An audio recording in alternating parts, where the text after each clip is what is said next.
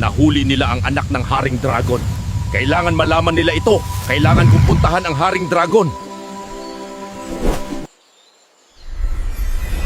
Gumaling na ang nakalaban ng Haring Dragon!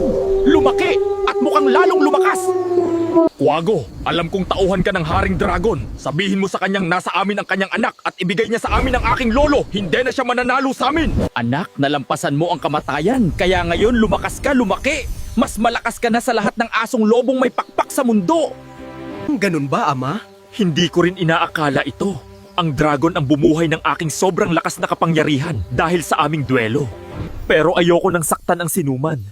Gusto ko lang makita ang ginto at bigyan ng maayos na buhay si Caberto at Lea.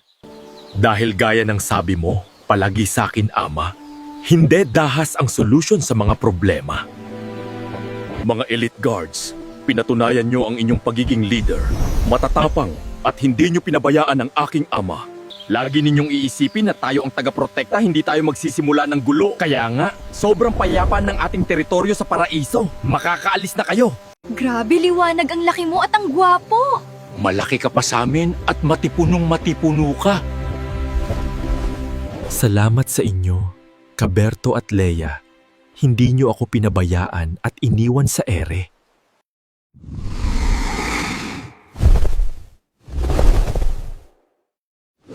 Nahuli ang inyong anak ng mga asong lobong may pakpak.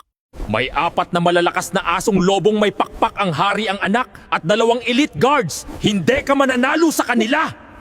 Ibigay mo daw ang kanilang lolo at ibabalik sa inyo ang anak mo ng walang gulo. Nandoon ang hari at ang anak ng hari at may 2 elite guards. Mauubos lang ang ating lahi. Para walang gulo, ibigay na natin ang kanilang lolo at kukunin natin ang ating anak. Iba ang lakas ng mga asong lobong may pakpak.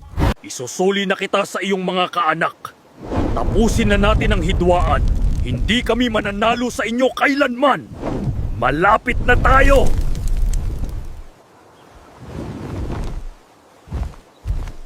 Walang gulo. Hindi ka mananalo sa akin. Ibigay mo sa akin ang aming lolo. Ibibigay ko sa iyo ang iyong anak. Oo, wala akong laban sa inyo. Kung gusto ko lang mamuhay ng payapa kasama ang aking anak at ang aking asawa.